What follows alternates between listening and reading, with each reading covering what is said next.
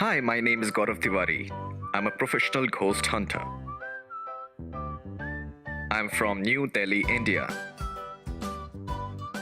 I'm also a certified hypnotist. No more afraid of the horses. Whoosh! Back to. So greetings to all, this is Photographer Porwal, and today we have Miss Meghna from the Indian Paranormal Society, which was founded by Reverend Gaurav Tiwari back in 2009. Thank you so much, ma'am, for your time and the inputs that you're giving today. Thank you so much for having me. And I would request you just a brief introduction of yourself to the audience. So my name is Meghna, like you mentioned. I don't want to change it. But so I've been with the Indian Paranormal Society since 2015. And I am what Gaurav used to call me as spirit photographer for IPS. My main forte is taking photographs of locations, and luckily I've been very fortunate enough to capture some really good evidence, photographic evidence on my cameras. So that's why calls me spirit photographer. I also do evidence analysis for the team, and I'm also an anomalies expert, which is that if I'm looking through videos and pictures, I try and figure out what is paranormal or what is not paranormal in the pictures. Tracing those things. Okay. So that is really very interesting. And since you mentioned about paranormal, and it is Indian Paranormal Society, what would be the apt definition of paranormal as per the organization? Paranormal is something which is not normal. There is no scientific explanation to it. So that's why it's termed paranormal. So anything which is cannot be defined by science. Now paranormal is a very large subject area. We usually only talk about paranormal in terms of spirits and ghosts, but paranormal would also include unidentified flying objects. You have, of course, ghosts and spirits. You have demonics or elementals and things like that. All comes into the paranormal. So Anything. How can we, bifurcate between? You said something that is not normal. In scientific terms, we can also say abnormal. Yeah. Like in psychological terms, etc. So how do we differentiate between abnormal? So, in science, paranormal is not considered a science, which is a really sad part, because for us it is a science. We think that it is part of science stream.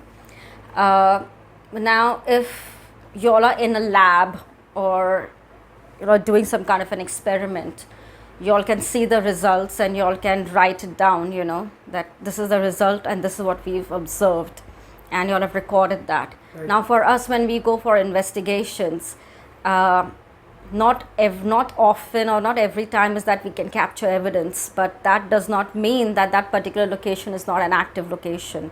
It's just that that particular point of time or that night we were not able to capture anything. And even if we do capture something on our cameras, then it's like there are people come back, explain this to us. Okay, we are also trying to figure out, we are also still trying to understand the paranormal, because even though it is, there are a lot of theories in paranormal which still need to be explained and understood by us as paranormal investigators as well. So a lot of things have not been able to explain. Now if you tell me, how did this anomaly come in your photograph, or how did this full bodied apparition, I will not be able to give you an explanation for that as how did this happen. So that's why it is paranormal, because you cannot explain it. If you're hearing a voice, or if my audio recorder captures a voice, how did that voice come in there? I'm not being able to explain it to you. So something that cannot be explained, that comes into the paranormal umbrella. Okay. Yeah. Anything that can legitimately not be defined. Not be defined by science, yeah. Okay. The UFOs cannot be defined by science. Right. Right? There are still a lot of contradiction and a lot of people who believe and don't believe in it. The same thing with ghosts and spirits. There are some people who believe, some people who don't believe. Some people are completely open-minded and skeptics. So we do come across a lot of those people as well. It's the same thing. same kind of funda that goes on there. How do you define a ghost or a spirit? And is there really a need for people, like how it is depicted in Bollywood and Hollywood movies, like the way they haunt and the aftermath once one passes away. So what exactly is a ghost or a spirit, and do we really need to be scared of them? Let me answer the second question first. No, we don't need to be scared of them. All right. Ghosts and spirits are what? It's a consciousness. It's energy. And we are always surrounded by energy. So, to put it in simple terms, we are always surrounded by spirits and ghosts. Okay. It's just that some people are very sensitive. They pick up that energy. Most of us, we don't pick it up. We don't pick up the energy because we are so busy in our lives that we don't stop and try and see whether we can feel it or hear them and things like that. But there is no need to be afraid of ghosts, because ghosts, what are ghosts? Like Gaurav says, ghosts for humans too. So it's just human. Our energy, when we pass on, our energy stays, our soul stays, our consciousness is what that remains. This is just a vessel for us, the physical body. That gets destroyed, but our consciousness still remains. So ghosts, if you ask any paranormal investigator, the actual definition would be, is consciousness. Putting it in this way, the consciousness or the spirit uses the body as a catalyst for its daily Yeah. functioning. And once this vessel, like you say, comes to an end, so the consciousness is now... That is what is all remains. That is exactly what we are anyway, consciousness. So when we, if you believe in rebirth and also what we get, our consciousness still remains the same.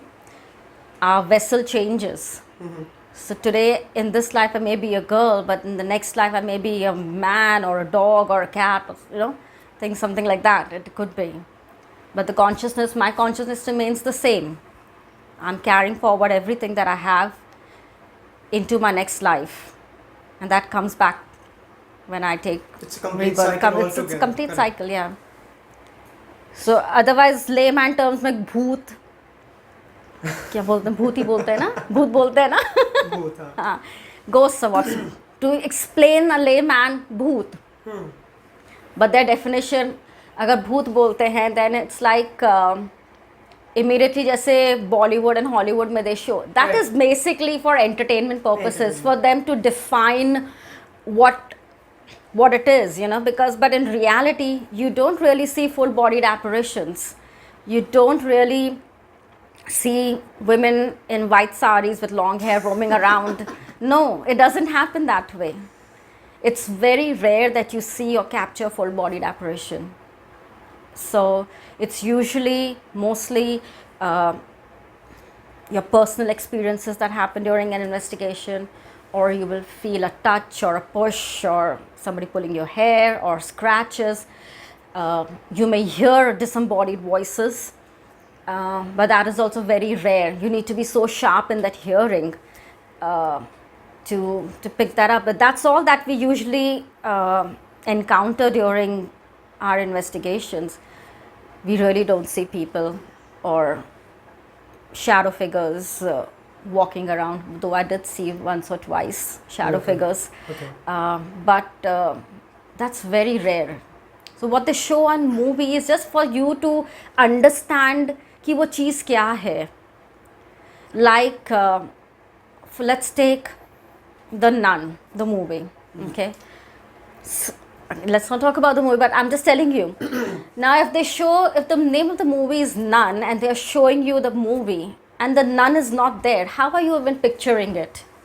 What does she look like? Because there's nobody sitting there Like and a defining. representation. Correct, representation of that spirit. Alright. Right. So अगर आप कोई movie देख रहे हैं and they're saying कि अरे यहाँ पे कोई औरत है जो you will see her wearing this kind of clothes, or she's wearing this kind of Victorian outfit. So when you are making that in the movie, you will have to show that woman in that Victorian outfit or whatever she's doing, or however the client has defined it, as that for you to understand what they are seeing. Same thing in Conjuring movies, if you see. Correct. Same thing. Annabelle, you have to show the doll. The doll really doesn't look like that. But no, the doll doesn't look like that. It's like the actual doll is like a rag doll, But Now for the movie, it's a representation, like you said. It's easier for you to understand because अभी जब हम when we go to see these kind of movies, we are looking at it as paranormal investigators and we'll say ऐसा तो कुछ भी नहीं होता. So, but then you have to keep your mind open to thinking that, you know, because it's for the audience, it's for the masses. Entertainment, Just for limited entertainment, till just yeah, entertainment, correct. that's what it is. So like you said, you know, a bhoot hota hai. In India, you have, you know, like how we have delicacies and cuisines. So for bhoot also we had Atma, bhoot, Pret, Pishach, and Yeah. we're all bifurcated with different that possess different powers and, you know, traits. So is this a myth, or does this really happen? The ghosts and spirits are categorized into different genres, or, you know? We have actually categorized them Alright. as human beings. Whether they possess any kind of powers as such, I have no idea because I have never experienced anything as such. I mean, I don't understand what powers it is. It's not kryptonite or anything. They don't become Superman or Batman or, I mean, things like that. But powerful spirits which have a lot more energy, yes, that is there. Spirits are defined into demons. Let me put it. Inhuman and human spirits. Spirits are inhuman and human. Human and inhuman spirits. So human spirits are spirits, ghosts that have walked earth, like you and me. Okay. When we pass away, we'll be human spirits. Inhuman spirits are entities which have not walked earth, like angels, demons, elementals, incubus, succubus, those kind of fairies. Right. Those are all put into inhuman categories, which have not walked earth. So that's how you would categorize. That's how we categorize human and inhuman. So even when we go for investigations, that is one of the questions that we always ask, whether you're human or not human. We need to understand whom we are, what kind of entity we are dealing with. So and it changes the entire. Does the response comes in if you're human, so like yes or bless you? Once again, that also depends if we are dealing with residual haunting or whether we are dealing with intelligent haunting. Okay. So in residual haunting, you will not get any kind of response, because what is residual haunting is like they are doing the same thing over and over again, like a stuck record, you know. It's just the same. It's like a loop. They are in that loop. So if your client is saying they see there's this man passing through and he just disappears into this wall, right? And he says every day we see at the same time, same thing happening. So that's residual haunting. Okay. Yeah. So that man passing through the wall, maybe when he lived there, that wall never used to be there. That could have been a door or an open space. That's it. Intelligent hauntings would be if I'm asking the spirits a question and I get a response, a direct response. Like, for instance, in one of our cases, I remember the client said that they feel that the energy in the house is a woman's energy. I said, okay, fine, let's see if we can communicate with a woman. And with K2s, so I was asking questions. It's very easy for them to manipulate the K2 meters. That's the K2. That's the K2 meter, and this is the ghost meter. So very easy for them to manipulate. So there are these lights that come up here. And so what we tell them is, if you can hear me, if you understand me, light this up. Yeah, so if it lights up, but we're still not sure whether it is actually a spirit doing it or if it's just the equipment which is going haywire, we'll do a follow-up question. Can you do that again? Just as a confirmation. That we are actually interacting with an entity here. So in one of our cases, it was a residential case, and I was talking to this entity, and I was talking in English. I was not getting any kind of a response. So I was like, would you like me to speak to you in Hindi? And I changed my questions to Hindi, and I started getting a response on this. And to the point, like if I said, "Aap aurat ho ya mard ho," if you're a woman, light that up. That would go up. Did you commit suicide? Light that up. So that's how it is. The dialect also matters. Yeah, sometimes. I mean, it's still not proven whether spirits understand all languages, but usually what they understand is the intent, your emotion, when you go to an investigation. So if you go there going and provoking around, then they will provoke and they will provoke you as well. So usually, yeah, so that's how we change with intelligent hauntings that we have. So, but there are some times that the spirits may be intelligent haunt, but they just don't answer you. They'll just play around. If they're very smart, the spirits, like we say, and they're very smart spirits, then they won't answer you. This happens when there have been cases when they don't answer you that very moment, but they will do something else later on, Like what? like follow you home or start messing with your mind, your emotions, or with the family. So that's how it is.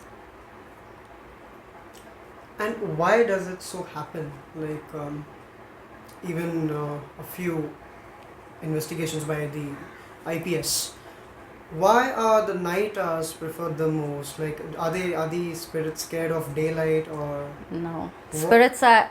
We are always, like I said, we are always surrounded by spirits. So Day what is or the- night. The only reason is that we investigate at night because it's much quieter.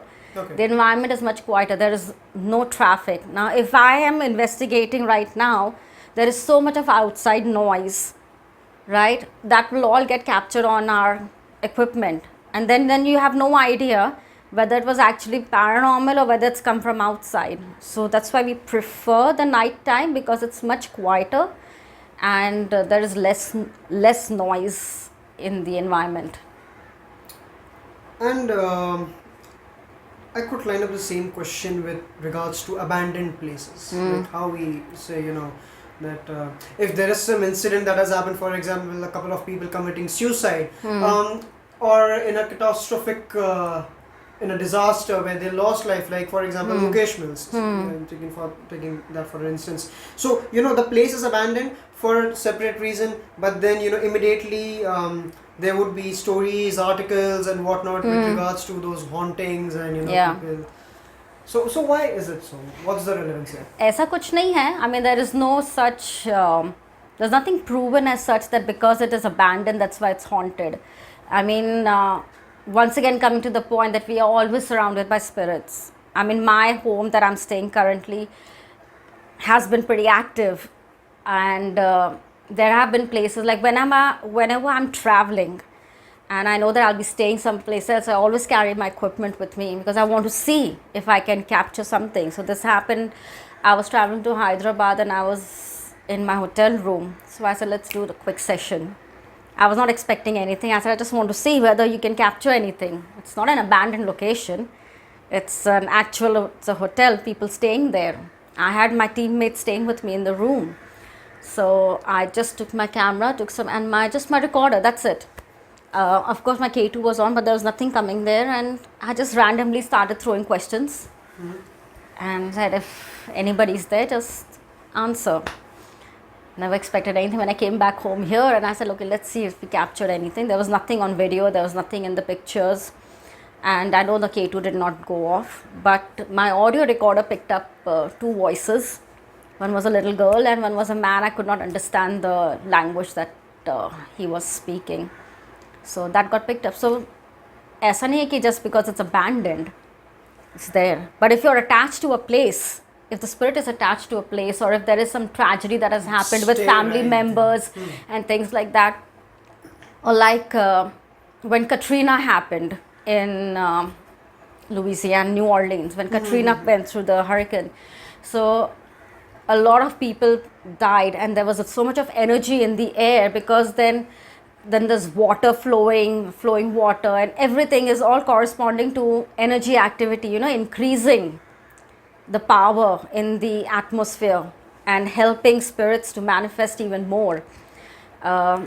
So if you go to that place, there will be a lot of houses which will have some kind of activity going on in New Orleans because of whatever happened there. Katrina bringing in more energy in the air. So a lot of this. So if there are places where people have committed suicide, or there are murders that have happened. There will be a lot of energy there. Prisons, hospitals, whether they are abandoned or not abandoned, there will be energy. Asylums, or even cemeteries for that matter, would have, because the bones are still there, right? So could be. There's no such proof, there is no proven thing that it's only abandoned places that are haunted. Your house could be haunted, So but they you are have no extreme. idea. You have no idea. You have no idea, right? Because you don't feel it. But then if something starts happening, if you start throwing questions in the air and you really want to see if there is anything in, you can just start throwing questions in the air and see if things are starting to happen. And then you know that there is something there. So, like you spoke about, energies following you from those investigation sites or things. Is it really possible for a ghost or a spirit, like we say, to possess objects, people, just using the body as a catalyst for proving or, for any other set desires that it wants to accomplish? I have never seen a possession case, but having said that, there have been cases worldwide where there have been people who are possessed. Possession is a phenomena that happens, but usually if you actually get into the depth of it, it doesn't just happen like that. It takes time to happen. I mean, ऐसा नहीं है कि आप कमरे में घुस रहे हो, पीछे से दरवाजे के पीछे से भूत आके बोलेगा भू, now I'm going to possess you. ऐसा नहीं होता. Some steps and... There are stages to possession. Okay. There are, I think, the 3 to 4 stages to possession. Possession being the last, and it will usually, possessions usually, what I've studied about it or read about it, usually were people who are weak. They have some kind of an addiction, weak mentally, physically, morally, spiritually weak, emotionally weak. People who are in addiction, or they're sick or depressed, or there's a lot of fear in them. That's when you see a lot of attachment happening. So addiction in terms of what? Anything, drugs, alcohol, sex, whatever, that's addiction. Even mouth freshness and pan for that regard. अगर आप किसी चीज़ को कुछ, I mean, if you cannot live without it, if you're a chain smoker, that's an addiction. If you're drinking alcohol the whole day, you get up in the morning with a glass in the hand, that's addiction for you. Drugs, if you're taking drugs or prescriptions and you're addicted to it, in spite of you not being sick, you're still on those prescriptions. Right. Those are all addictions. How is it interconnected with addictions specifically? Because you are physically, morally, mentally, emotionally weak. And dependent on them. And dependent, yes. So you are, when you are addicted, if you've seen addiction cases, these people are usually loners. They stay away from society or from social media. They will be in themselves only, not mixing around. Or even if you have a person if you know somebody who's addicted, say, "Chal, let's go out," and there's no, I'm happy with myself, or they will lock themselves in the room, close all the doors, windows, barricade everything. So that's how they are. Everything about you is weak. You are not strong.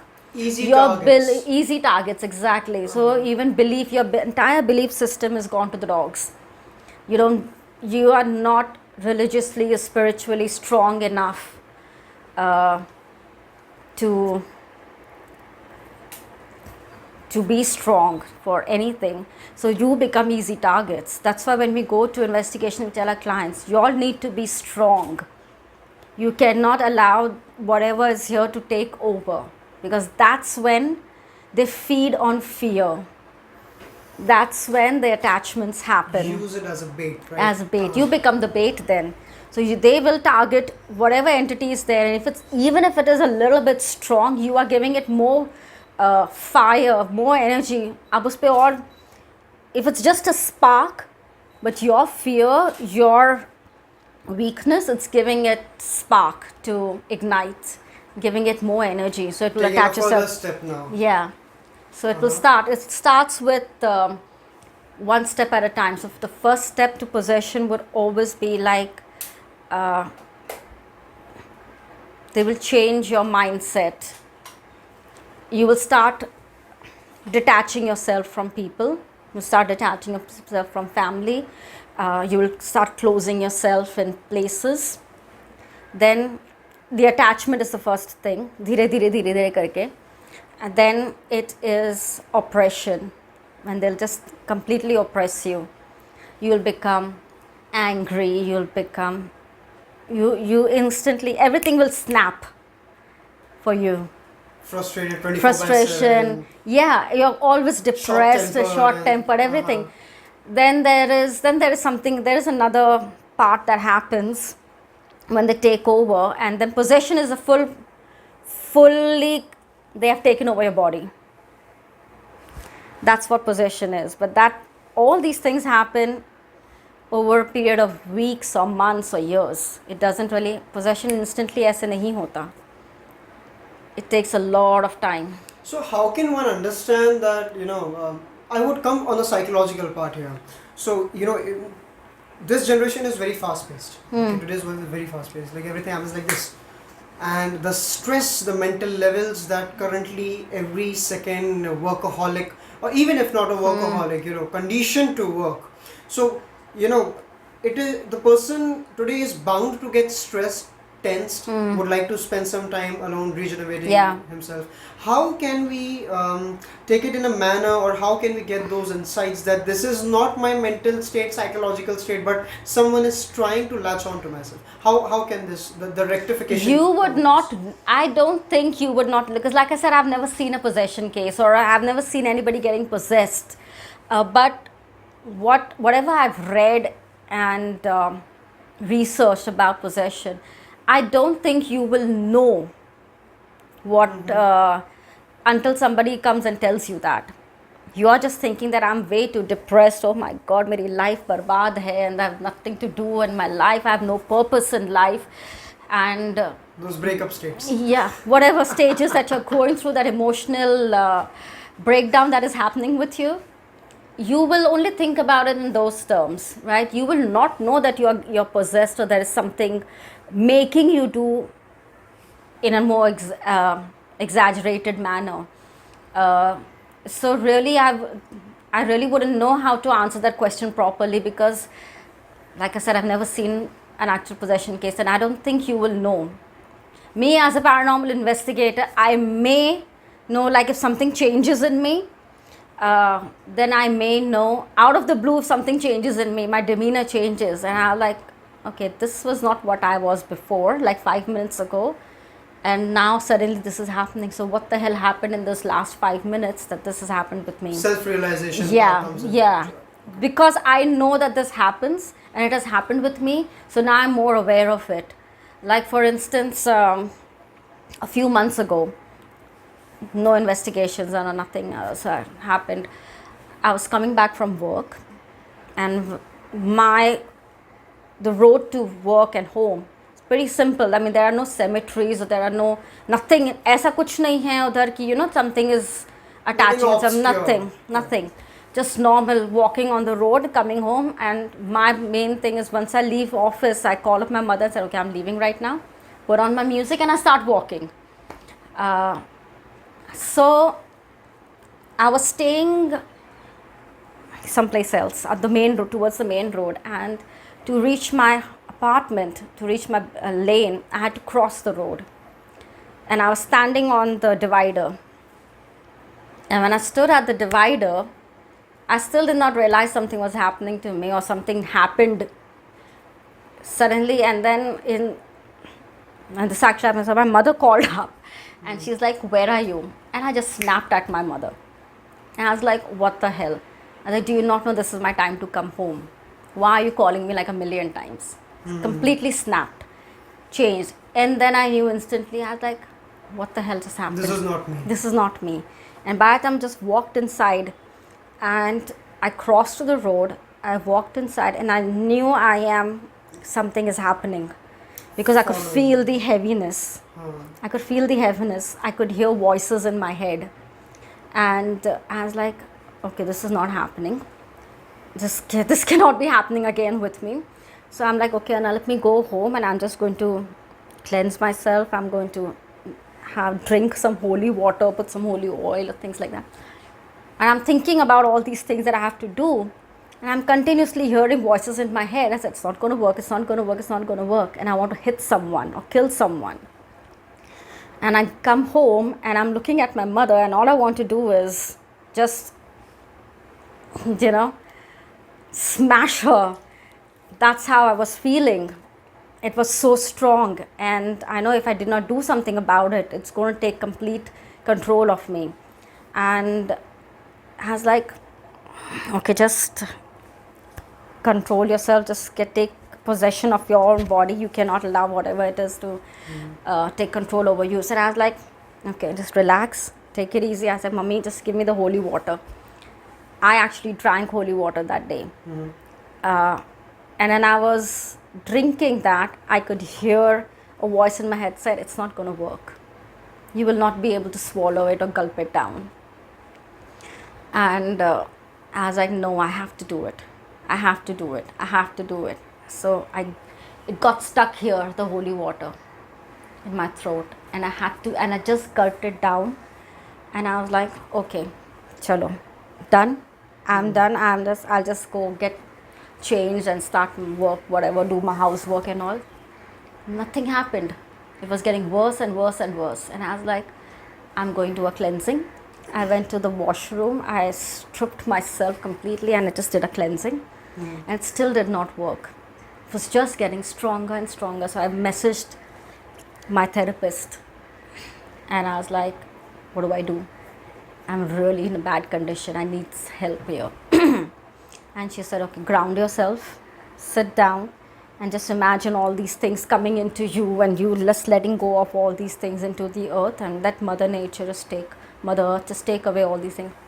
I think I may have sat there for a good 1.5 hours, just like that, sitting on the floor, till I did not feel better. And it took me a good 3-4 days for that attachment to go away, because that even though the first day everything was, most of it disappeared after some time, but then it was still there.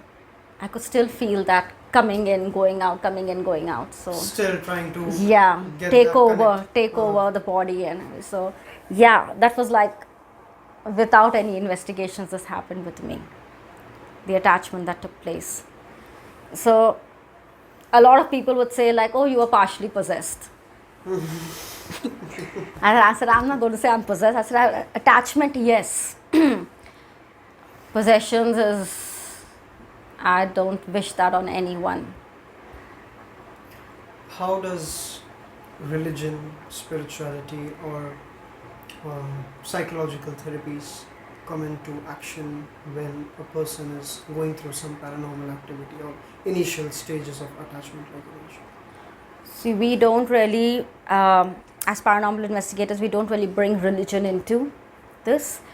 But if you tell me, if you're calling me over to your place and saying that, so and so is the case, the people in my house are going through all these things, emotional stuff, then we will tell you, get yourself first checked, medically check up, done, do something, go and get yourself, go to a neurosurgeon or somebody to get yourself checked up, but maybe it could be psychological, maybe you're going through mental state or something, we don't usually bring religion into it.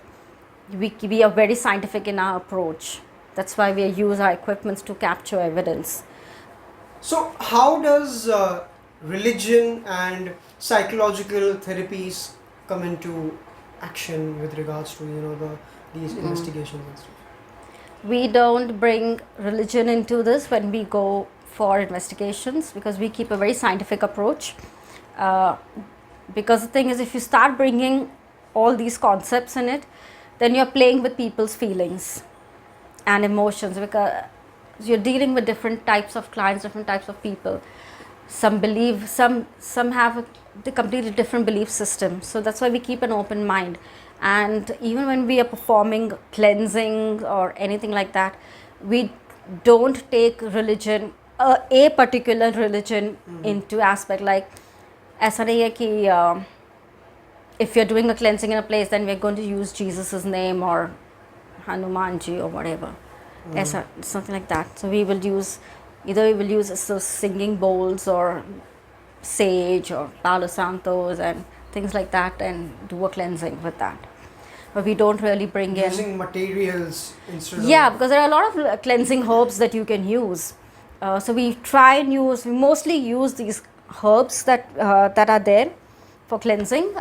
We use that or salt, or they're not religious stuff. Everybody uses it. So we definitely don't bring religion in it. And where psychology or is concerned is if there is somebody, if there's a client that comes and tells us that,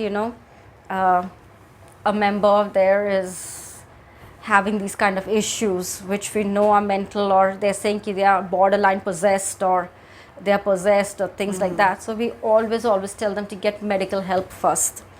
Get the medical thing out of the picture, and if there is nothing proven medically, that's when we will come in and we will see what kind of help we can give. So for instance, I'll tell you about this case that happened with us, and we got a call from the client's family, and they're like, the client is possessed. I was like, what makes you think that the client is possessed? He says, no, there are so many people who came in to our family in the house and they told us that the client is possessed by this person, that person, तीसरी आँख खुल गई है, and so on and so forth. I was like, have you taken the client to a medical professional? So they're like, yeah, they did. They took the client to a very big hospital here, and they medically proven, the doctors written, they sent us the medical reports which says that the client was diagnosed with schizophrenia in the paranoia stage. Okay. Schizophrenia also has different stages. So the paranoia stage is a stage which resembles symptoms of possession, where the client would talk in different, they would think that the client is talking in different language, or seeing things and different kind of words coming out of the mouth and doing stuff with their hands. And so what happens in schizophrenia is that your nervous system is not coordinating with your brain and your movements. Making you do different things that you actually want. There is no coordination, right? So that is what was happening to the client. So the client was prescribed medicines by the doctor. They never did anything. They were so convinced, the family was so convinced that the client was possessed, that I don't think they just ignored the fact that here's a medical professional who has given you the diagnosis. Clean shit. Yeah, exactly. Yeah. There's nothing wrong with your family member. There's just schizophrenia, and that poor and the client, 35 years of her life, she's just lying there on that couch, suffering. I mean, just give medicine. We went there, said, okay, fine, we'll come and help you. We went there, we did a full night investigation, nothing on our equipment. So, and we're telling you, okay, look, medically proven, we found nothing.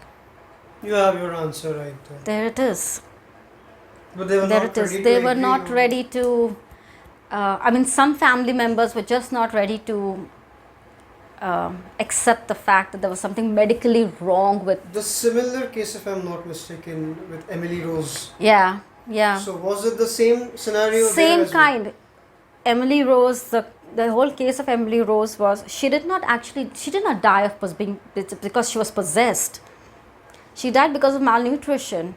And Ignorance on the part of the family and the doctors or whoever who did what, or even the priests who were involved in the exorcism, right? That girl was epileptic when she was growing up. She did have a very normal life, going to school, college, whatever she was doing, and she had a boyfriend and in a relationship and all. And then you have a set of parents or family members who are so crazy in their fanatics and their religious beliefs that you actually destroyed the child's life because you thought that she was possessed, and you started calling all these people to come and do exorcisms on her, taking her to church and this and that and all that. it started, I think what happened, it started playing a mental toll on her as well, on Emily, the girl, Annalise, her name was actually Annalise. So it started playing a mental toll on her, and that effect started affecting her. And eventually what happened, the poor girl lost her life because of all this. So ignorance in these matters, you really can't, as paranormal investigators, we feel bad about it, and we really sometimes we feel that our hands are tied, we really don't know what to do. Cases like these, we really start to question our beliefs as well, you know. I mean, for people who are so educated and you still think ki aisa hai, I mean, I'm not saying it's not there, it is there, but just it's proven to you. You have doctors' reports in front of you. Why are you not accepting that? So that's why we don't bring in all these things when we are going. But as soon as somebody, the client says, I think this family member is possessed, please go get yourself. Everybody get yourself checked up. First step is taking a medical assistance. Yeah, get yourself assessed medically. If the medical department says there is nothing wrong with you, mentally, physically, emotionally, there are different aspects, right? Get a psychiatric report, get a clean sheet from the psychiatrist saying there's nothing wrong with you.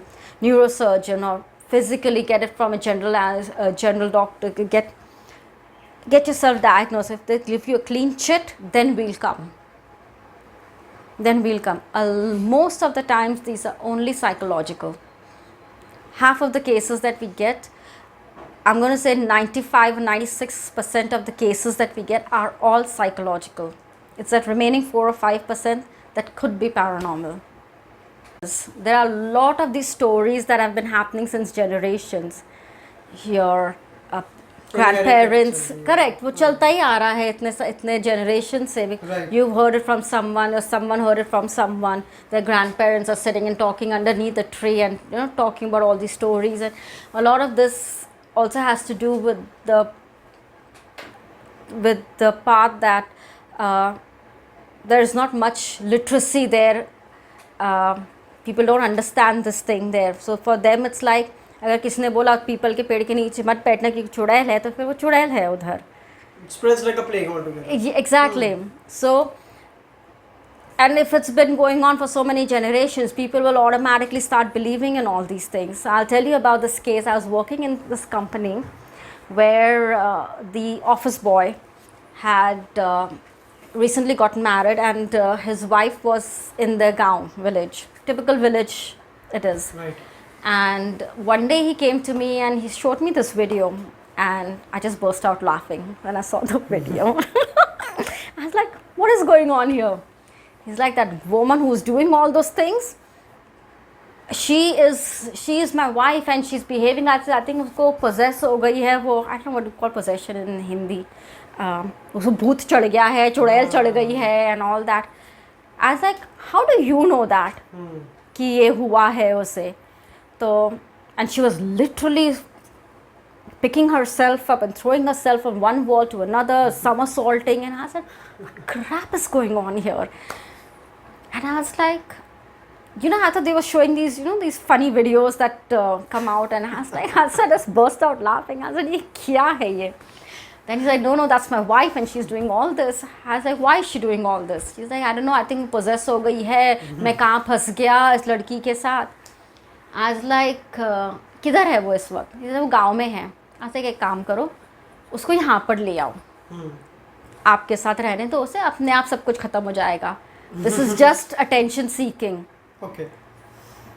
With the way things were going on, that was the first thing I thought, is this just attention seeking because she's in the village and you're here in the city. What is she thinking? And what, you know, you bring her here, अपने आप सब खत्म हो जाएगा ये सब. It's not going to happen. I said, did you take her to the doctors to get her checked up? He says, नहीं, वो बाबा ने ये बोला, we took her to this गाँव, took her to that गाँव, उधर एक मंदिर है, उसने ये. I was like, okay, look, if you want to do all that, go ahead and do, but this is my opinion. First of all, go get her checked up medically. किसी medical professional के पास लेके जाओ, go to a hospital, get herself checked up and all that, just remove all that thing and then see what is going on. And mostly she just wants to come here, I think, to be with you. You all are just recently married and she is there and you are here. You're in a city, in a place like people, the whole entire country from the village wants to come to Bombay, right, into big cities. She may be also wanting to come here. You've left her there all alone with your family. Maybe she's not getting along with them. Just come here, bring her here, and I think that will solve your problem. So, but this is what happens. They don't want to listen to reasoning. They have their own rationale. Because they've already made up their mind. So that's why all this, you will hear a lot about this in the villages. ऐसा ये सब हो रहा है ना, because they've already made up their minds about all this, and then with all the stories that is happening, यहाँ पे नहीं, because in urban culture you won't, because people don't have time for all these things. Right. We are so busy with our lives, we really don't have time to listen to, and unless there is something really major happening. That is one of the biggest barriers that. So, Yeah. Education and literacy, and that's the problem. So, how would we say that, how is parapsychology and the general psychological, clinical psychology, those kind of things? So, how does parapsychology stands out? What are a few things, that I should say a part and parcel of parapsychological world, say for example telepathy and clairvoyance and sort of these things. So what exactly are these mental abilities that Psychic abilities. Yeah, the parapsychological world talks about. Psychic abilities. A lot of people who are gifted, either they are born with this gift or they develop these skills over a period of time. We don't have psychics in our team. We've never worked with psychics as such, but everybody is psychic. We just have to develop those the gift. Yeah. So, but one of the other teams pairs, if you see, like I was talking about before, one of the team members, the co-founders, she is a psychic. And so when she goes for investigations, so she picks up all these energies, which helps the team to know where they will find evidence. So a lot of people, a lot of paranormal teams across the world, sometimes they do take help of psychics as well. But then you need to be so careful to distinguish between fake and the real psychics, because everybody is, not everybody is telling you the truth. And so, but we've never really used psychics in our investigations. Actually, कभी ऐसे ज़रूरत पड़ी भी नहीं कि there is something going on वहाँ पे, and then maybe a psychic could help us. But yeah, psychics, there are. So while you all are, on the investigation site, and while you use these equipments for checking, the frequencies and the vibrations that you get, so how does it happen when you get a confirmed report of your own self? There's something there, some spirit is there, and you specializing in spirit photography, so you click the photographs. Since spirits are something that cannot be conceived by the physical eyes, unless and until as shown in the movies, they would like to show up themselves to you that okay, I'm here. So how does spirit photography, your specialization, comes in the role when there is a confirmation on a spirit or be human or inhumans, and how do you click those photographs? So we have specialized cameras. So like this, this is a full spectrum night vision camera. This one. Okay. We have IR lights which help with this, and this sees in a spectrum which is beyond the naked eye. We only have this one spectrum that we see. We have infrared cameras which see in the infrared. We have full spectrum. These are also full spectrum. All right. All full spectrum. We started using only full spectrum cameras because it gives us a wider range of this sees in UV also. UV light, what's it called? I'm not really familiar with the terms, but this is one of my favorite equipments because I've really captured some very good photographs in this. And this is the camera that Gaurav is used, so it's very dear to me. I don't allow anybody in my team to touch this camera. I say, I'll use whatever else you want, but this stays with me. now with the photography part of it, there are a lot of times, if you see the screen is very small, you really can't see anything if once you take a picture. It's only when we put this on our computers and a computer screen, in the big screen, that I can see what is there in there. All the minute details. Yeah, correct. So there are a lot of times that when I take pictures, because I randomly click pictures. I don't if I'm standing in this room, I'll stand in one position, I'll just start randomly clicking pictures. And there have been investigations that I've clicked more than 500-600 pictures in one location. Oh. Yeah. It helps because अभी इस side का अगर if I'm taking a picture of this side, so I will take 3-4 pictures at least of that one particular area. The reason is because if there is one of the pictures that captures something in this area, in that area, then I know I have 2-3 pictures before and 2-3 pictures after. Right. To show you, see, okay, look, these pictures that I took before, there's nothing there.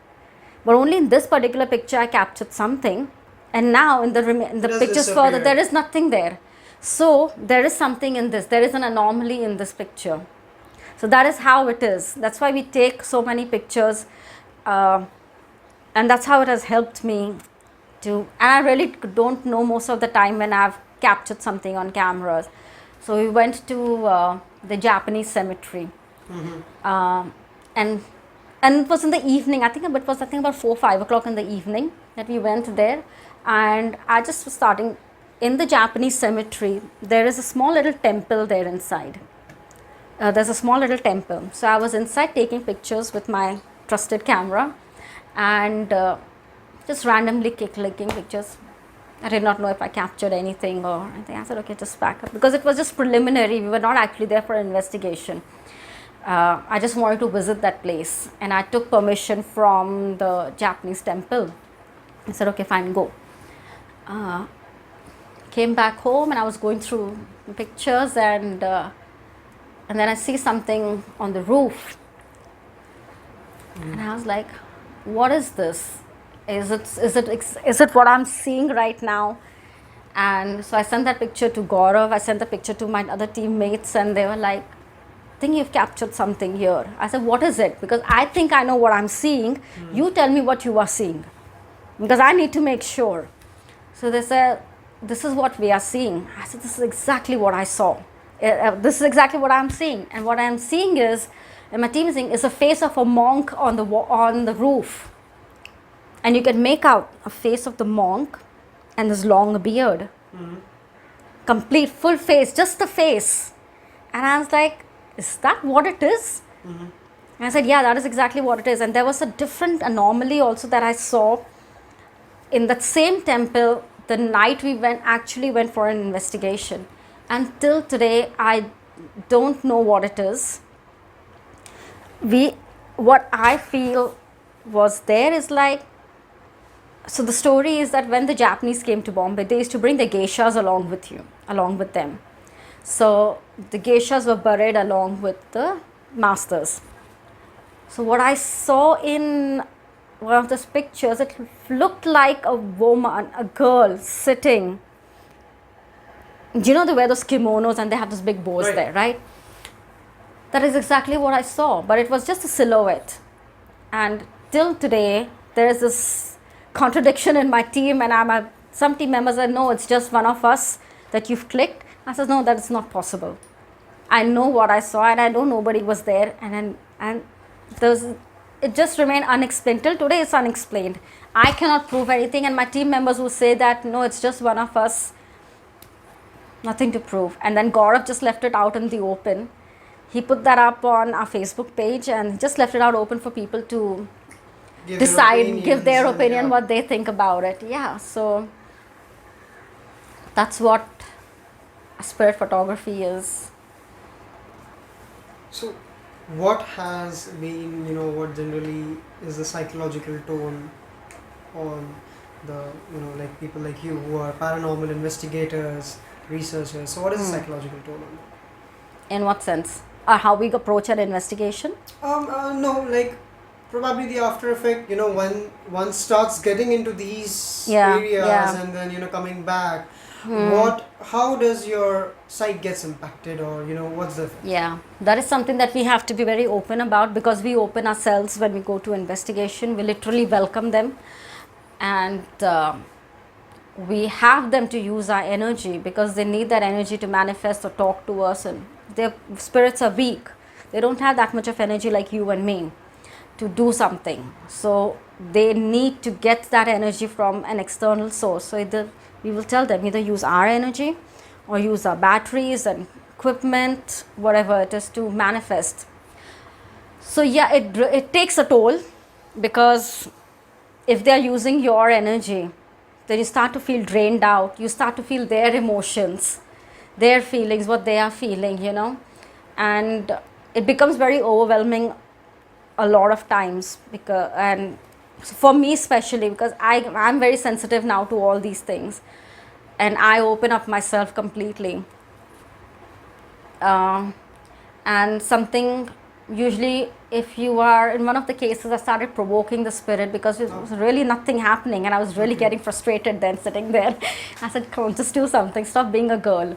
And I, not knowing what's going to happen, once I came back home, I regretted this of provoking the spirit. So that's why I always say, please do not provoke unnecessarily, because you have no idea what you're dealing with. I know what I was dealing with, what I saw when I was sitting and doing evidence analysis, and it was really it was not a very good experience for me when I came back home. It's because whatever attached itself to me was very, very strong. It's extremely strong. That was my first attachment that happened, and luckily we had Gaurav. I had Gaurav there, and Gaurav sensed it.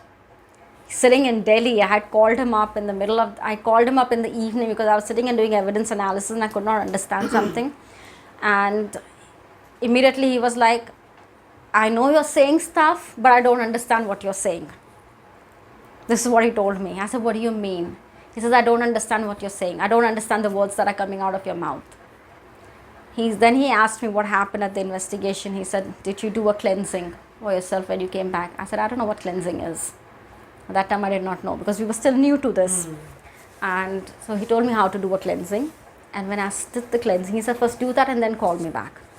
I said, okay. So I did. When I went to do the cleansing, I could hear screaming in my head, loud screams in my head, and I know it was not me. And when I first did the cleansing, first step of the cleansing that I did, I felt something leave me. Felt some energy that was inside of me leave my body. I could literally feel it going away from me. And that followed a lot of headaches, I was literally feeling that I was getting oppressed, borderline possession, because I was snapping at my mother, snapping at my niece, snapping at everyone. I said, people are irritating me today. I don't know why. And then he's like, what happened? I said, I was looking these pictures that I took, and I saw something in those pictures. He's like, what did you see? I said, I think I saw the devil. And when I say devil, that's the first image that came in your mind, right? Horns, goat face, The dark entity. human figure with hooves, right? That's the picture that comes in your mind when somebody says devil. That is exactly what I saw in the pictures. I saw the devil. With your Everything in the pictures that I had taken out. And I just felt that it just kept looking at me and laughing. And it was huge, literally 10 feet tall in the pictures. And I know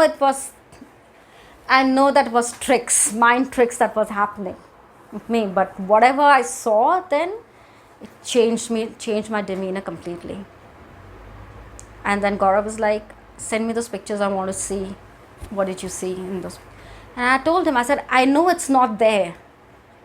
It's not there in the pictures, because till today, tricks. exactly, it was like just playing, and I keep seeing those pictures over and over again, and it's not there. It's not there. I don't know how I saw it. when we look up to movies like 1920, sort of those things, where before being possessed, when the priest comes in, tries to help Yeah. Lisa, and he sees those blood-stained signs, symbols, where the devil, like we claim, is giving those hints that you better step out, keep out of this, need not come between me and my potential client. So do these things really happen? Do we have such signs? Does the devil, like you say, you really communicate using these kind of holograms or such images, representation that stay out? I have no clue because, like I said, I've never experienced any cases like this. No, I've never seen an exorcism happen. I've never seen any cases where an exorcism is needed. But if you remember The Exorcist, the movie, That gone banned after release, right? where they show that the child is possessed and then they did the possession. Lying You've on seen the that bed. movie, Yeah, right? I have. Yeah, where the girl is this. So the real story is that actually it happened to a boy. It's not a girl, it's a boy that got possessed. And so he was playing with the Ouija board with his grandmother. Uh-huh. And that's when they invited something in. And whatever came in was apparently demonic. And they started making all these marks on the child when they were doing when they were exercising the demon out. So I don't know how much of that is true because we don't know. We don't have anything. We were not there, so we don't know what was going on.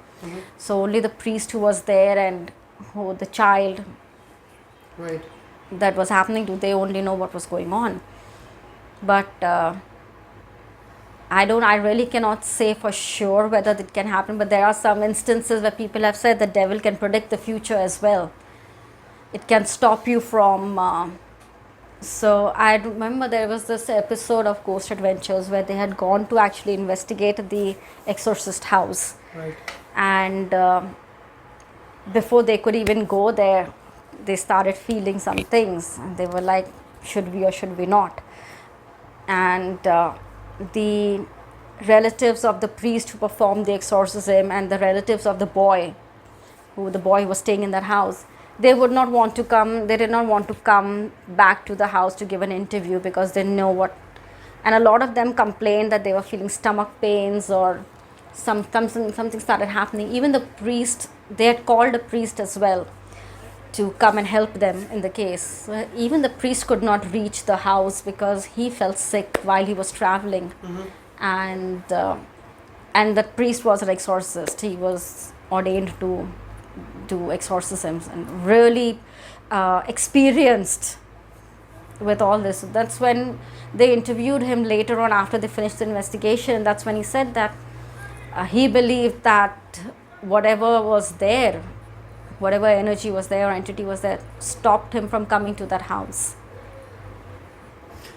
The way we look at, I should say the way movies depict, you mentioned Ouija board, some also make use of cards, poker cards, or like this thing was very, very famous of Bloody Mary, haunting the washroom, lighting up the candles. So all those setups, those notorious setups, I would like to call them, do these really work? Is that how you communicate with the spirits, or the way is absolutely simple and easy, or quite very unique? We have never used Ouija boards, we've never used Bloody Mary techniques and all that, never done that. People do seances, they do rituals for connecting with the energies, Right. But we've never done that. Ouija board I avoid using because I've had a very bad experience with it. So I don't use Ouija boards, stay away from them. But a lot of people do use that as a communication tool, Ouija boards, and I don't know about the cards part of it, but yeah, doing seances and all that, that's pretty common. So also, do you subscribe to the way certain religions handle or deal with such like they call the demonic possessions, and also with this realm, the way we look at the way, because the first thing that we do, if in a benefit of doubt, okay, if a person is possessed, we'll rush to a temple, to a nice Correct. priest, or to those basically maulanas, or for the cleansing, like you said, right? So do you really subscribe to the way these things are taken care of in the religious institutions? I'm not I consider myself to be more spiritual than religious, but like I said, everybody's got their own belief system. I don't really subscribe to all these things. I keep an open mind. I said, okay, fine, theek hai. But for exorcisms and all, they usually just call upon a priest. How else would you do an exorcism? You need somebody who's a professional, who has got experience in exorcising demons or whatever's possessing you. Because I've never experienced all these things, I really cannot give you an answer to Right. to this, and I really don't want to say something which will become controversial. Absolutely correct. So that's the problem. That is a new trend. That's the also. new thing, because they'll just pick up something all of a sudden, then somebody, and then it's gone. Yeah. Right, correct. So as you talk about Ouija boards and all these rituals that come along, I would love to know more about your opinions on this. Also, what can be the possibilities of their origin, and from where do these concepts come? Every second day, I've also heard people using dice, right? To like if it's a yes, roll 4, or if it's a no, roll 6. People lighting up 2 candles. If it's a yes, please move the flame to the left one to the right. So how do you take all these things and the origin possibly of such rituals? The Ouija board came into being as a game. Board games, we have board games. Right. It was a board game, that it was invented as a board game, but I don't know how it became like a piece of communication with I think somebody may have tried doing it and it must have answered, and so it just took from there, but it was actually invented as a board game for children to play with, and it's just become like this communication instrument to communicate with the dead. And then so when we have some tricks that we use Alright. in investigations, like you were saying about the candles thing, I just remembered, we use flashlights. So asking them to blink them. Correct, yeah. So if you have a question, that's a very good way also knowing if you're dealing with an intelligent entity or not. So we'll use 2 flashlights which are easy to use, like those press button ones that come from behind. You can just press them, or you can just twist the front of it. So it's never worked, but I've seen other investigative teams overseas who have done, and they've got very good results out of it. So we'll put 2 flashlights. One would be for yes and one would be for no. And we would ask questions, and we'll ask them if it's a yes, then whichever you want to be as yes. Sometimes we'll just leave it to them. If you want the right to be as yes, or if you want the no to be as yes, whichever, left or something like that. So we'll throw out questions and we'll ask them. If it's a yes, then blink whichever light you want to blink. If it's a no, then don't blink the lights. So that's another way of communication as well, because if it's a press button flashlight, it's easier for the spirit to just tap it from behind. That's how we do it. That's how we do with our K2s as well. The recent, one of the investigations of Gaurav that I came across was, using these K2s. One kept at some end in America. So asking the spirits to, move right from there to there. Correct, yeah. The lights flickering, also the rise and drop in the temperatures. Yes. Making the doll laugh. Yes. So those are all trigger. So we use all these as trigger objects. For us to know that someone's That's resonating very and good. responding to us. Yeah. So if it's an intelligent entity, for Educated them, one. I'm not going to say educated. Intelligent entity means who understands what you're asking them, who knows that who was aware of that we are there, and trying to communicate. So that's intelligent entities. So we use all these trigger objects. That's for us and for you, for us to make you all believe that there is something here, right? And just freak out and run as soon as possible. No, we don't run. We can never, oh, we never run. We'll never run. Also, sorry for the interruption, but escaping, for example, if I get associated with IPS someday and it's my first on-field visit on investigation and I'm freaked out with just the light flickering or the doll laughing and I decide just, escape. Okay, वो adrenaline rush हो गया, भाग जाओ यहाँ से. Is there a possibility of someone following me back and understanding that if it is the literate, educated and the intelligent spirit knowing that I've already gone vulnerable, ऐसा कुछ नहीं ready है. to die, so is there something that I can take, I'll be taking with me? There is no proof as such. I'm that asking, is there a possibility that there this could might be a possibility that they will attach themselves because you're the weak one. Uh-huh. You're the They've weak sensed link. it, Yeah, that they've yes, sensed I'm that going to you're run it, weak. I'm just Okay, chalo. Target मिल गया. We Target got the मिल गया. bait. He's in yeah. the stance now. Yeah. Okay, नया So guy. we don't. Whoever's accompanying us, Uh-huh. we tell them not to freak out. We tell them not to run or scream or anything like that. Don't. It's not acceptable. It's not acceptable. It's really disrespectful, not just to the team who was there investigating, but we feel that it's disrespectful to the spirits as well. You have to show them that respect. I mean, just because they're dead does not mean that you don't need to respect them. You have to show them that respect. They were humans too. Yeah, of course. If you want me to be respectful towards you, I expect you the same. Yeah, you It's a need to give and take behave like relation, that. almost, Exactly. Right?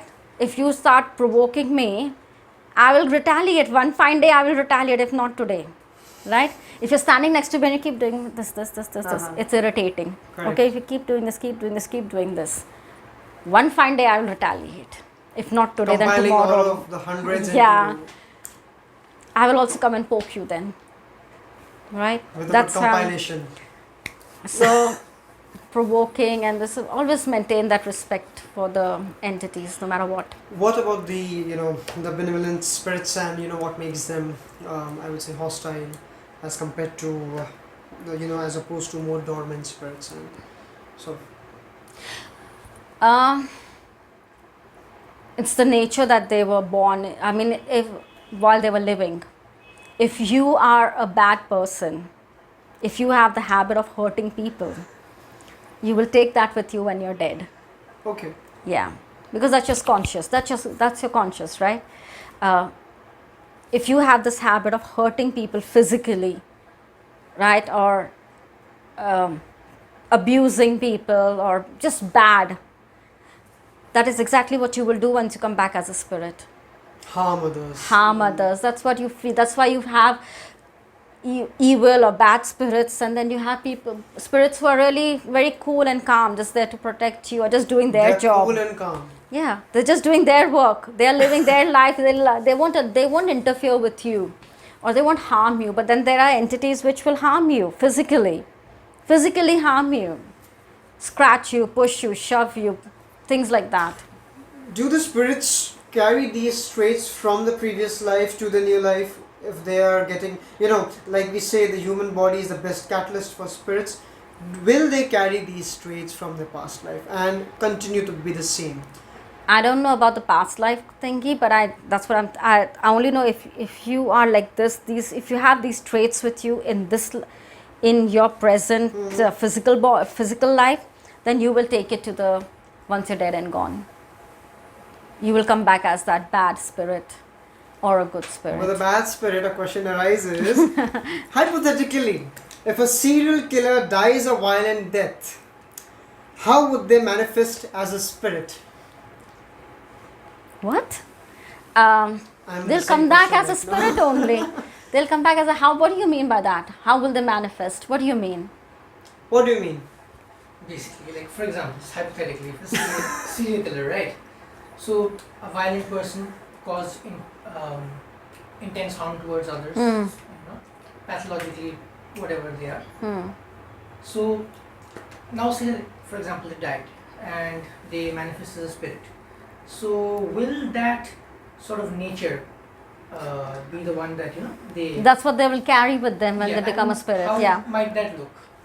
Just in a hypothetical scenario, it might be interesting. How might they look? As in No. How might they behave in a hypothetical scenario? the same way that they behaved when they were alive. The same emotions and the Same emotions they carry with them in the spirit world as well. So if you were harming, if you have been violent, that is exactly how what you will do. If I'm going in a location where there has been reports that the person who passed away was very violent, very abusive. They used to hit people, whoever was there, things like that, whatever it is. That is exactly how they would behave with us as well. We'll get scratched, pushed, shoved, and things like that. That would happen. And how intense would the physical manifestation be? That depends on how strong the entity is. And say in the human life, the person killed people, for example. Yeah, they can't kill. Okay. They will harm you. But they can't. They can't kill. They can't kill. They don't have that much of energy in them. They can't kill. I have never heard of spirits killing people. But I'm sure none of them. They can definitely play around with your psyche and your mental state. That And that can lead to you doing harm to yourself. Okay. You doing harm to yourself or you doing harm to somebody else. But the spirits don't kill. Spirits can't kill. At least not direct. So No. so if Directly or indirectly, kuch nahi. I mean, I'm not sure. What do you mean by direct? Directly means if they are coming and killing you, right? Yeah. Nothing in like that. movies, for No, example. no. They will manipulate you like I said, they will manipulate you to harm. self-immolation, self-harm. Self-harm or harm to others. Based on what the Yeah. intent was. So that, Yeah. that would really make me ask, how can a person, a believer or a non-believer, okay, whether subscribing to the idea that the spirit realm exists or it doesn't exist, what in your opinion would be the best way to stay mentally healthy? Not just in a way that I want to get myself protected from the spirits. Oh, I'm a very happy person, smiling and a fake smile going on. Everything is nice and jolly. But how to be, content, or how just how to keep myself mentally and emotionally at a very upscale position. So you have to be very strong in your belief system. How? That's for you. If you believe that you believe in certain God, right? If you believe that God is going to be there to protect you, so your belief in that God has to be very strong. That I have this person next to me, my guardian angel is next to me, nothing is going to harm Who's me. gonna screw you up if you come towards me, right? Nothing is going to harm me, right? That is my belief. But if so much as even deter from that belief, that thing can attack me. Means in layman terms, the atheists are screwed up in this regard. ऐसा कुछ नहीं है. ऐसा कुछ नहीं है. They also, I'm sure, they believe in something, right? That's why we always tell clients, your belief, you have to stay strong. Mentally, physically, spiritually, keep yourself strong. In whatever God you believe, in whatever realm you believe, in whatever, whether you believe in angels, whether you believe in fairies, whether you believe in whatever, please keep yourself, you have to keep yourself strong. What if someone, and possibly an atheist who does not believes in anything but humanity sort of a concept, right? And lands up in a situation where such kind of paranormal activity is occurring with him. Since he is a non-believer, this is a hypothetical situation. Since he's a non-believer, doesn't have any life insurance systems like God, doesn't have any guardian angels, an introvert, loves to stay alone and all. How can he deal with such situations coming towards him? First of all, will he be able to rectify that, okay, this is something happening with me which I have absolutely no belief in? There's a possibility. If that, like I said, it depends on him whether he wants to believe in it or not. What if he does not? Will those things impact? If you don't believe in it, then it's not going to impact you. Gaurav never used to believe in spirits. How did those? Gaurav was a non-believer. he started believing when he started having experiences. Even when he first started having experiences, he still did not, he still wanted to rationalize and find a logic behind it. When he figured out that there was no explanation to as to what was happening, What happens? it happens. That's when he went into this field and started studying about the field. And he's like, okay, things like this exist, right? It's like seeing is believing, right? Until unless आपके साथ नहीं हो रहा ना, तो फिर आपको, you will not believe it no matter how much I try. I can put 1,000 evidences in front of you, but you will not believe it. Just like happiness, sadness, love, cry. Those Whatever, emotions, it's just need to be experienced. So unless you don't experience it on your own, you may still not believe it. You may still try to reason it out. I mean, there could be a logical explanation as to why the lights are going off, on and off, on and off. Some circuit issues. Exactly. So you something will like call the electrician, is it, check kar le bhai, kyun ho raha hai ye, this and that. And it says, no, there's nothing wrong, everything is fine. I said, okay, fine, theek hai, maybe some loose connection or something. But it keeps happening, keeps happening, keeps happening. What? But you still don't want to believe it, because for spirits, manipulating electric is very easy. It's the easiest thing for them to do. Knocking, tapping, very easy things to do. So if you don't find a logical explanation, and you still, there are people who still won't believe it. What happens with such people? They don't believe it. Do still the spirits feel like, nahi, theek hai, it's like okay, or just like leave it. He's not giving any bhav to me. So new client. अभी मुझे तो नहीं पता ना spirits क्या सोच रहे हैं. So No, wait, Like- I'm seeking for some rationale here, that if I'm a non-believer, okay, if for example I'm a non-believer, a lights are flickering out of the blue, I'm having those knocks on my door at night, and I believe kuch nahi hai sir. Happens, it's all fine, everything is just here, theek hai. Will the ghost still bother to entertain me as a potential victim? I wouldn't know. Or can the situation go even worse, where I'm condemned to believe Absolutely, that? it can, yeah. But Is it like provoking the spirit as well? if you provoke, then it will get provoked. If you just leave it, ignore. That is also I provoking. If you don't provoke, then you don't provoke. Then nothing is going to happen. It's like I told you, if you keep Right. pushing me too much to the brim, I will retaliate. Right? Eventually. So, but if you don't do anything and we're just Minding you doing your your own work, business. let them do their work. There is no clash happening. It's like they are just, if you're hearing knocking sounds or lights flickering, they just want attention. That's just the way of getting attention. It's like you throwing temper tantrums, It's just to get their- attention. A it's- spoiled child. So it's like their Instagram post seeking for likes. देखो. देख लो, हम लोग ये भी हम कर हैं, ये सकते भी कर हैं, सकते हम हैं। कर सकते हैं ये सब. We do exist. You don't believe it, but I'm showing you that we exist. We can do things like this. But then once again, it's entirely up to you. You can just dismiss it as whatever you want to dismiss it as. So that brings me to the concluding part of the never-ending and interesting conversation right now. So, what was your journey, right, from the first experience that tempted you to get into the subject, understand it, study it, obviously get associated with Gaurav sir, and then till now? What has that journey been, and what has been your takeaway, except for the spirits that obviously came to the doorstep? So, See, I always believed in the paranormal and ghosts and spirits. Because when we were growing up, my parents used to tell us about their experiences. So, of course, we believed in that. I believed in it from the very beginning. My first experience of seeing something, my sister is very sensitive to all these things. So, when she was staying with us, she used to experience a lot of stuff. She used to get up in the middle of the night screaming that somebody's in the room, somebody's touching her, somebody's pulling her blanket, so on and so forth. So, and she could see things. She could see.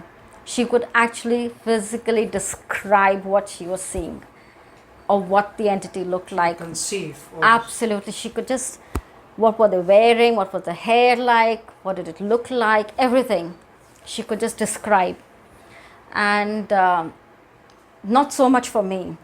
I could never pick it up I could never this. But slowly and slowly it started to happen with me also. I could not see, but I could feel. I could feel stuff. I could feel things around me. I could always feel that somebody was constantly watching. It became so bad to an extent that I could not even stay alone in the house, because I was constantly, day or night, constantly I could feel somebody's eyes on me. So when we watch such kind of movies, right? Generally, if I'm alone in the house, probably turn on the TV, Conjuring is there, and excited to get those jump scares. Then I inculcate the, I wouldn't say disease, but fear of being watched has some psychological term. Yeah. So, how would you bifurcate being, that fear of being watched and actually being watched? How did you differentiate between these two? Because at that time I was not watching any horror movie. And No thoughts, no nothing. no absolutely nothing, nothing at all. I started hearing my name being called just out of the blue when there's nobody in the house, and suddenly your name is being called. It will freak you out, of course. And I was still not in this field at all. I was just not into this field. So never watch any ghost shows. I started watching these ghost shows and ghost adventures, way much later. I don't know, it just started giving me, I started developing these, I became started getting more sensitive to these energies in the house, and started feeling all these weird things happening. Sometimes I would just see this black shadow mass going from one room to the other. All of a sudden there's nobody in the house. In this And particular apartment? not this apartment, different apartment that you were staying. Yeah. No, this thing is different completely. My first experience of seeing something was when I saw my father 1 year after he passed away. 1 day after he 1 passed year away. after he, 1 year after he passed away, Oh. and it was my mother's birthday. It was that night, and I was getting ready to go to work, because that time I was working in a call center, and I had early morning shifts. So I was standing outside. I was standing in my passageway, and the wash basin was in the passageway. I was standing and just brushing my teeth and just getting ready and all. And I looked into the mirror. I was looking in the mirror, and I saw him standing behind me for a few seconds. I could not even recognize who he was. I was like, what the hell am I seeing? Because I was freaked out completely. Then I recognized him with the clothes that he was wearing. I said my father had exactly the same clothes. And father was very stylish. So I knew instantly that it was him. And he just stood there watching me. And I just kept looking at him in the mirror. That's why I don't look into mirrors. Didn't you turn around, try to... When I turned around, he was disappearing. Like this. Okay. So I turned around, like this is the mirror, and this was the doorway to the living room. So this is at the side of the doorway. That's where my father was standing. And I'm looking at the mirror. I can see him from the mirror. And when I turned around, he disappeared and went into the living room. I mean, he was already in the living room. He was just standing at the doorway. My brother used to sleep on the floor in the living room. And what I saw was I still cannot give an explanation as to why that happened, but I saw my father turn into this dark shadow cloud, black, absolutely black. My brother was sleeping in the living room, hover on top of my brother, and went right inside my brother. That was my first experience, and I did not tell my mom anything about that day. I went to work and everything, and once I came back from work, that's when I told my mom that this is what I saw. What happened to him? To my father? To your brother? Nothing. Nothing really. What indication could that entire scenario? I really wouldn't know, but sometimes now when I see my brother, he has a lot of traits of my father in him. The way he behaves, the way he talks, and just like the way my father does. And then when I see all this in my brother right now, I just instantly think that my father's spirit is inside of him. That's what I saw. that day in 2006 my father passed away. 2007 this happened incident, and that was a thing that led me into all this, and I started watching all these ghost shows, ghost adventures, ghost hunters, and get more knowledge. For me it was more of getting knowledge and understanding the field, and I really thought that, oh, seeing all these ghost shows, I'm so intelligent now. I know everything about spirits and everything, how they work, how they talk, and this and that, how to investigate and all. So I wanted to do something like this, and I did not know that India had anything. When I first found out about Indian Paranormal Society and saw Gaurav, there was a show on MTV. I don't know whether you guys know. There was a show called Girls' Night Out on MTV, which was headed by Ran Vijay, was the host of the show, and he was taking help from Gaurav and his team. So the basic concept of the show was there was these 3-4 girls or 4-5 girls that they would select, and they would send them to this haunted location, and they were given tasks to do over the period of the entire night. Yeah, and collect evidence. No, they were just given tasks to do in those locations, and whoever survived the night would be the winner of that particular episode. So that was MTV Girls Night Out. That's when I saw Gaurav and his team, and that's when I said, okay, so there is something like this in India also. I was very happy, very excited, and I started. Then when I started, then I spoke to my mother, and I was like, I think I may want to do something like this. You know, go for check and see. I don't know whether there is anything like this. I said, no, but there is this guy on TV who's doing this MTV Girls Night Out, and so is the case. Then I Googled him. I Googled paranormal teams in India or paranormal investigation in India, and that was the first thing that came up, Gaurav Tiwari and Indian Paranormal Society.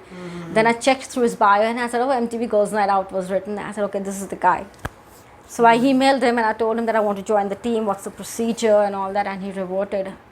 For me, he was a celebrity, and he reverted, and he's like, there's a course that you need to do to understand the paranormal. And I was like, nah, I don't need courses. I know, I've seen so many ghost shows and all that, so I'm smart enough to understand, just send me on the field. So he's like, no, I understand that you've seen all this, but you still need to understand the whole concept and what goes in it, because what they show on TV is completely different than what happens. Right. I said, okay. I reluctantly did the course, which I'm so glad that I did. And that's it. That was how I got into Indian Paranormal Society. We formed our team. Our team was already there, but then Bombay team then, because there were already 2-3 people in Bombay who were doing the course, so he made one team for Bombay as well. That's 2015 was the time when I joined Indian Paranormal Society. So 6-7 years now. It's an amazing journey. Every time you go for an investigation, there's something new, something to learn. What has been your most intense and I would say not so good experience so far? You know, The one that I told you about, seeing the devil in the picture. That was the That was the case that you have ever I'll come never across. forget that, because that investigation was, even before we could reach the location, I was having such a bad feeling about that. I started get headaches, nausea. As we were getting closer to the location, my feet were so heavy I could barely even lift them. And then I told my team member, I said, this is what I'm feeling. Then he was like, he just stopped. We just stopped. I think for a good 15-20 minutes, we were just standing down the building thinking, should we go up or not? Because we have no idea what we're going to be dealing with. And I did not know that Sid was also feeling this way. So he said, I'm feeling exactly the same way. So I don't know what to do. I was like, just let's calm ourselves down. Just stand here for some time, figure out a plan of action, and then we'll go up and we'll see and throughout we were like, should we not? And then he was like, okay, you do one thing, you go back home and we'll take it up from there. I said, no way, I've come all the way here, I'll do this. So we went up, and oh my God, the intensity of that place. As soon as we started our investigations, we started having things happening to us. Doors, we were locked in a room, could not open the door. Our cameras are just flying off. This thing literally flew off. We had put it on a ledge so that it could cover the entire room. That thing literally flew off from the ledge, from the mantle. What is this place that you... It was a residential case in Churchgate. So intense the energy there. Things are happening. Our K2s were just going bonkers. K2 were going bonkers, and our equipment was malfunctioning. Just couldn't get our equipment to line up and set up and everything. And there was this heavy feeling in that place. And when we came back home, when I was doing the evidence analysis, that's what I saw in those pictures, and everything changed then, that moment for me. What would be your top-notch suggestions or advices for people who are interested into paranormal investigations or want to be, into this, or basically the commoners who perceive the paranormal world in a very unrealistic manner? First of all, if you're coming into this field, you need to come because you want to help people. Help the dead, help the living. Do not come here thinking that you will getting a TV show and you will start earning money. No. It's not happening. It won't happen. Especially not in our country. Because what we believe in is completely different from what the media believes in. We are not here to put fear in people. We are trying to educate people. That was the entire motto for Gaurav. All the years that he was alive and he got into this field, educate people about the paranormal. Be open to talk about it. If you are experiencing something, understand that there are people out there who can help you. Reach out to us, talk to us, tell us what's going on. We can help you. Right? Because I know a lot of our clients who don't open up and talk about. That is the main problem in our country, first of all, because it's such a taboo to talk about all these things. People start thinking, अरे ये तो पागल है, mental case है ये, इसको किसी psychiatric hospital में लेके जाओ, क्या दिमाग में चल रहा है इसके, and क्यों ऐसे. There are people who are actually going through experiences. So be open to and receptive to the fact that there are people out there who are experiencing this stuff. Don't dismiss the whole thing. If you don't believe, that's a completely different thing. So be open and do not think that as soon as you get into the field, you're going to get a TV show. No. Gaurav struggled his whole life. We are struggling to get something done. But we don't wait for... We are just here to help people now. Right. We are just doing our work. We are carrying on his legacy now. What he left. We are continuing to do that. And that is exactly what we are going to keep doing. We are not looking for TV shows and all that.